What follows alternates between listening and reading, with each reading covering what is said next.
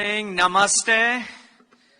It is great to be here with you all. Thank you, Jacob. I want to just say a quick word about Jacob. Jacob's an incredible friend, but Jacob also cares deeply about this relationship. This initiative, Pax Silica, would not be happening if it's not for Jacob Helberg. So a round of applause to him.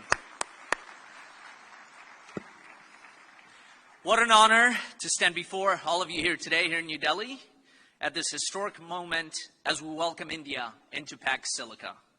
Just over a month ago, I arrived in this extraordinary nation as the U.S. ambassador.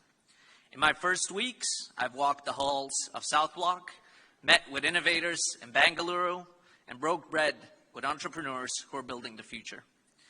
What struck me most wasn't just India's scale, although that is breathtaking. It's India's resolve, the determination to chart your own course. I keep talking about the limitless potential between our two nations, and I truly mean it. From the trade deal to Pax Silica to defense cooperation, the potential for our two nations to work together is truly limitless. And I aim to fulfill that over the next 3 years that I'm here. Earlier this month, we concluded the interim trade agreement, a deal that shapes the economic contours of the Indo-Pacific. We overcame friction points that had held us back for far too long. That agreement wasn't just about trade flows or tariff schedules. It was about two great democracies saying we will build together, not just buy from one another. And now today, we take the next step.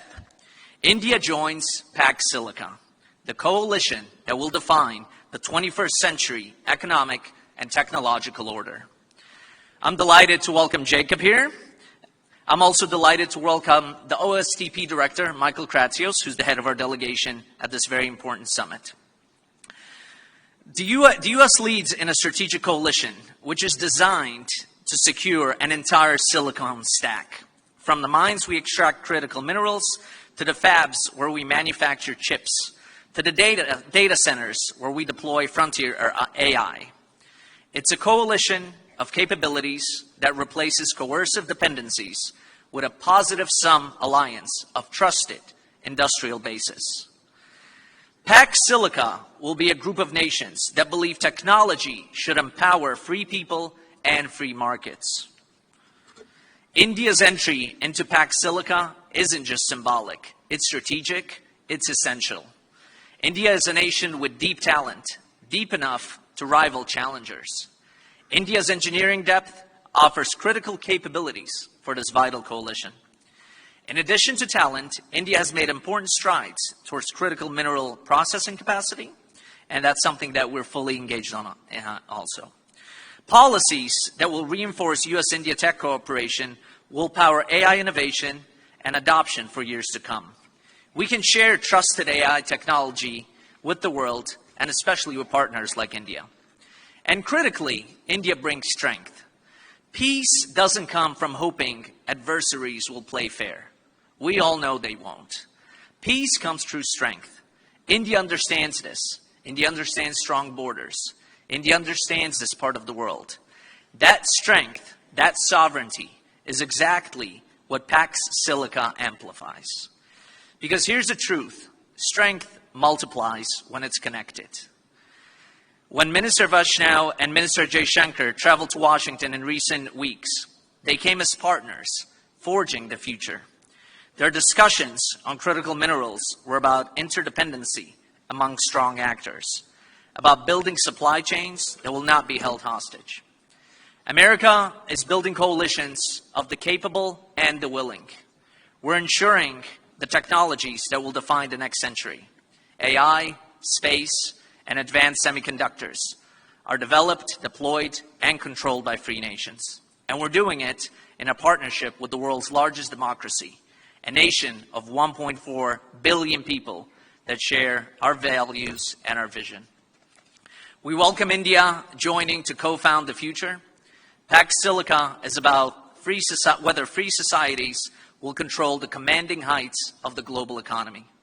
It's about whether innovation happens in Bengaluru and Silicon Valley or in surveillance states that use technology to monitor and control their people. We choose freedom. We choose partnership. We choose strength. And today, with India's entry into Pax Silica, we choose to win. Thank you all. It's a profound honor to be here in Delhi at the India AI Impact Forum to mark a historic milestone in the partnership between the United States and India. Today, we signed the Pax Silica Declaration, a document that's not merely an agreement on paper, but a roadmap for a shared future. There's a line from antiquity attributed to Alexander the Great that famously said that the peoples of Asia were slaves because they had not yet learned to pronounce the word no. Alexander viewed himself as a conqueror speaking to a world of subjects, and after traveling 11,000 miles for 8 years, it was in India that Alexander finally met his match and turned around. He did not know India, and India said no. The truth is, both of our nations were forged by that very word. Both of our nations claimed their freedom by learning to say no. We are the people who looked at a king oceans away and refused to quietly acquiesce. We rejected the counsel of polite society and broke centuries of colonial rule to take our destiny into our own hands.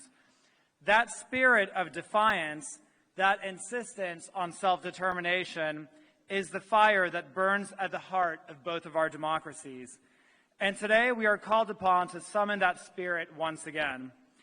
For too long, we have allowed the foundations of our economic security to drift. We find ourselves grappling with a global supply chain that is massively over-concentrated. We watch as our friends and allies face daily threats of economic coercion and blackmail, forced to choose between their sovereignty and their prosperity. We have seen the lights of a great Indian city extinguished by a keystroke from across the border. And we've seen our friends denied essential minerals simply because a leader dared to speak her mind. So today, as we sign the Pax Silica Declaration, we say no to weaponized dependency, and we say no to blackmail. And together, we say that economic security is national security. But we must be precise about what that word means. There are some who use the words like global governance and sovereignty in the same breath, just like Orwell used freedom and slavery interchangeably. America and India are not deceived. Sovereignty does not come from a global bureaucracy. It comes from builders, from the very builders present in this room today. It comes from the builders of smelters and oil wells, airplanes and expressways. And it comes from the hardworking people who physically build the rails of the future. And through the joint statement that we're signing today, the United States and India are affirming our embrace of a pro-innovation approach to AI against those who would constrain us to set us back. But our fundamental mission is not resistance, it's renewal. We are forging a supply chain that is the foundation for prosperity. We are building a new architecture that diffuses intelligence, placing the awesome power of AI into the palm of our people's hands and unleashing a wave of unprecedented possibility. From the minds to the models, we are securing the full stack of the future, the minerals deep in the earth, the silicon wafers in our labs and fabs, and the intelligence that will unleash human potential. Pax Silica is our declaration that the future belongs to those who build. And when free people join forces, we do not wait for the future to be given to us, we build it ourselves. I want to end by thanking my good friend and colleague, Ambassador Sergio Gor. Sergio and his leadership has been the bridge for this very moment. His work to bring our nations closer together is a testament to the vital importance that the United States places on this friendship. Sergio, thank you for your service and your energy. Will you please all join me in giving Ambassador Gor a very warm welcome?